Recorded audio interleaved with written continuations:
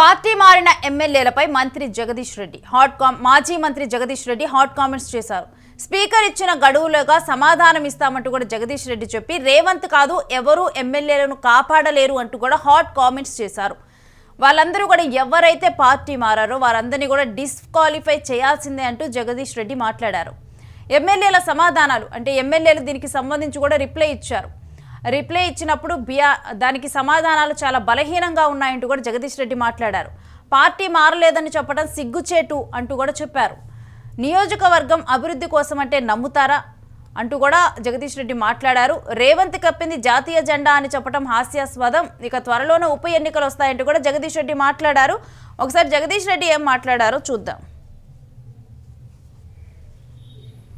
మొత్తం కోట్లాది మంది ప్రజల ఉత్తరం ఇచ్చిందో దానికి లోబడి ఇన్ని రోజులు ఆగి నిన్న స్పీకర్ గారు వారికి నోటీస్ ఇవ్వడం, వారు దానికి ప్రతిగా ఇచ్చిన సమాధానాలు చూస్తే ఎంత ఆశ్చర్యంగా ఉన్నాయంటే, రేవంత్ రెడ్డి పరిపాలన ఏముందో దానికి తార్కాణం నిన్న వీళ్ళు ఇచ్చిన సమాధానం. ఇంత పచ్చిగా బహిరంగంగా ఎవరినైనా మోసం చేయొచ్చు, మొత్తం కోట్లాది మంది ప్రజల కళ్ళకు గంతలు కట్టవచ్చు అన్న వాళ్ళ మూర్ఖపు ఆలోచనలకి వాళ్ళ ప్రవర్తనకి నిదర్శనం. పాపం పార్టీ మారలేదట. పోచారం శ్రీనివాసరెడ్డి గారు కావచ్చు, ఇతర పెద్దలు పార్టీ మారలేదట. ఇంకా బీఆర్ఎస్ పార్టీని తిరుగుతున్నారట. బీఆర్ఎస్ పార్టీ కార్యక్రమాల్లోనే ఉన్నారట. కేసీఆర్ గారి పట్ల గౌరవం ఉందట. పార్టీ నాయకత్వం పట్ల విశ్వాసం ఉందట. రేవంత్ రెడ్డి కప్పింది కాంగ్రెస్ కండువ కాదు. లక్షల కోట్ల మంది ప్రజల్ని కూడా ఇంత ఘోరంగా మోసం చేయొచ్చు. మీడియా కథనాలే తప్పట. వాస్తవానికి రేవంత్ రెడ్డి స్వయంగా పోచారం శ్రీనివాసరెడ్డి గారు ఇంటికి పోయి కండవ దేనికి వచ్చిందట పోచారం శ్రీనివాసరెడ్డి ఇంటికి ముఖ్యమంత్రి అంటే, అక్కడ నియోజకవర్గ సమస్యలు ఉన్నాయట, రైతుల సమస్యలు ఉన్నాయట, అవి తీవ్రంగా చర్చించాలని చెప్పి పాపం రేవంత్ రెడ్డి గారు తీర్పు చేసుకొని పోచారం గారికి మరి అంత పెద్ద సమస్యల గురించి చర్చించింది ఎన్ని గంటలు అంటే అర్థం. ఓకే, ఆయనతో పాటు ఏమన్నా అధికారం తీసుకొచ్చినట్టు అధికారం తెలియదట. కాంగ్రెస్ పార్టీ నాయకులు తీసుకొచ్చినట్టు ఏమన్నా మినిట్స్ రాసిరంటే లేదట.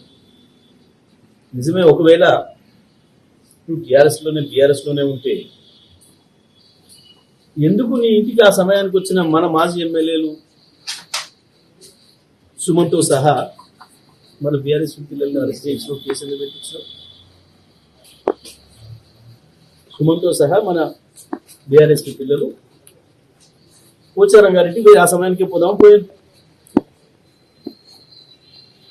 మరి ముఖ్యమంత్రి ఉత్తనే వచ్చిండు, నియోజకవర్గ సమస్యలు వినిపోదామని వచ్చిండు. రైతాంగం పట్ల ముఖ్యమంత్రికి చాలా ప్రేమ ఉండి బాగా రైతు విషయాలపైన అవగాహన పెంచుకుందామని వచ్చిండు. మీరు కూడా వచ్చి కూర్చొని పిలవచ్చు కదా మన బీఆర్ఎస్ పిల్లలు వచ్చిన సుమన్ మాజీ ఎంపీ మాజీ ఎమ్మెల్యే కూడా కదా, ఎందుకు అరెస్ట్ చేసి కేసు పెట్టింది?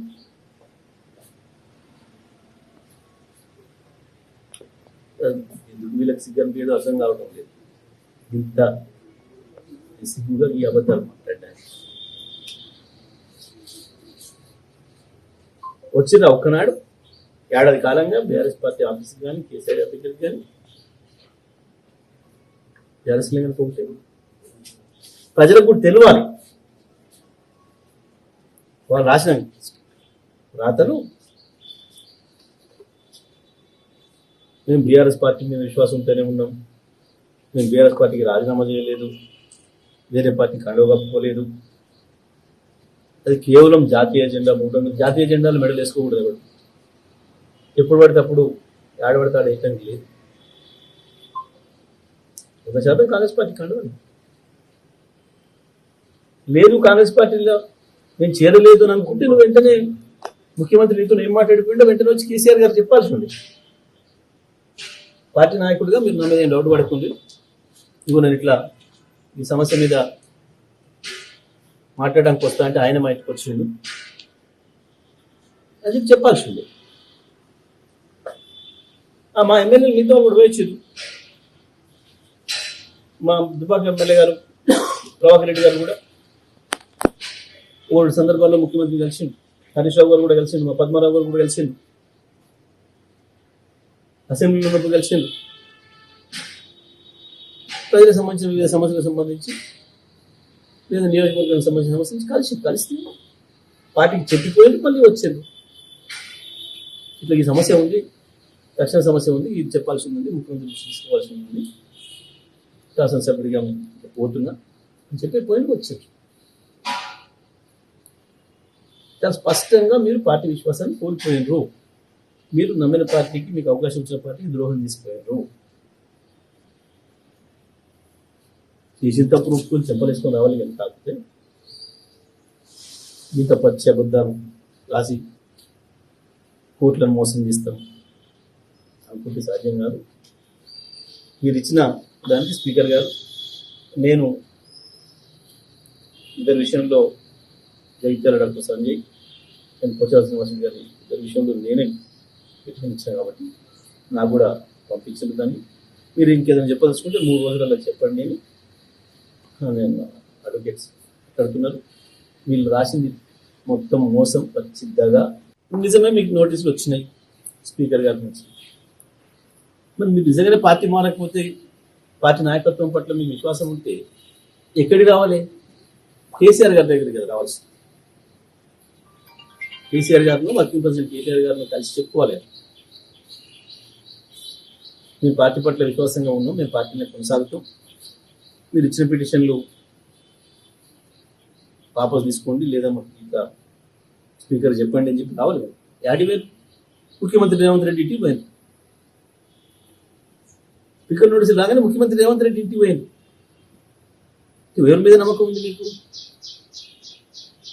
చెప్పేది ఒకటి, చేసేది ఒకటి. సామెతలు ఉన్నాయి చాలా, కానీ ఇప్పుడు ఎందుకు వాడటం, కానీ చెప్పేది ఒకటి, చేసేది ఉన్నదాని మీద అయిపోయాయి. మీకు అక్కడ తేలిపోయారు. మీరు ఏదైనా టెక్నికల్గా తప్పించుకోవాలని ప్రయత్నం చేసినా, స్పీకర్ మీద ఒత్తిడి పెట్టి మీరు తప్పించుకునే ప్రయత్నం చేసినా ప్రజల నుండి తప్పించుకోలేరు. ప్రజల దృష్టిలో మీరు ద్రోహంగా ముద్రపెట్టిపోయారు. తప్పకుండా మీకు రాజకీయంగా సమాధి జరుగుతుంది తప్ప రాబోయే రోజుల్లో ఇక మీకు రాజకీయంగా ఇంకా గమనించిన ముందు అవకాశాలు రావు. దీంట్లో కూడా ఆఖరి ఈ పీరియడ్ వరకు ఉంటామని అనుకున్నా. తప్పకుండా స్పీకర్ సరైన నిర్ణయం తీసుకుంటే మంచిది. లేదంటే కోర్టులు సందర్భాల్లో అనేక చోట్ల ఏదైతే నిర్ణయం